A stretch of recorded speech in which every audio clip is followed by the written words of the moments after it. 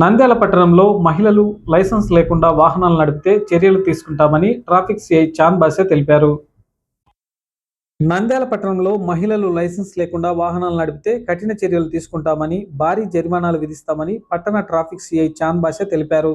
నంద్యాల పట్టణంలో మహిళలు చాలా మంది లైసెన్స్ లేకుండా వాహనాలు నడుపుతున్నారని, వాటి వల్ల ప్రమాదాలు జరిగే అవకాశాలు ఎక్కువగా ఉన్నాయని, అలాగే మైనర్లు వాహనాలు నడిపినా కఠిన చర్యలు తీసుకుంటామని తెలిపారు. పట్టణ ప్రజలకు నంద్యాల ట్రాఫిక్ పోలీస్ శాఖ తరఫున అందరికీ నమస్కారములు. మా జిల్లా ఎస్పీ సార్ గారు సునీల్ శరణ్ గారు ఖచ్చితంగా మైనరు తర్వాత మహిళలు ఎవరైనా కానీ లైసెన్స్ లేకుండా ప్రయాణిస్తే కఠినంగా వివరించమని చెప్పడం జరిగింది. ఎందుకంటే లాస్ట్ 3 days ముందు నూటపల్లి దగ్గర ఒక కాలేజ్ అమ్మాయి బైక్ నడుపుతూ సైకిల్లో పోయి 79 సంవత్సరాల రామూర్తి గారికి యాక్సిడెంట్ చేశారు. ఆ పెద్దయిన గారు నెక్స్ట్ రోజు చనిపోవడం జరిగింది. ఆ పాప స్కూటీ తీసుకొచ్చి స్టేషన్ పెట్టి ఆ పాపకు లైసెన్స్ చేసింది. ఆ పాపను కోర్టులో హాజరుపరచడం జరిగింది.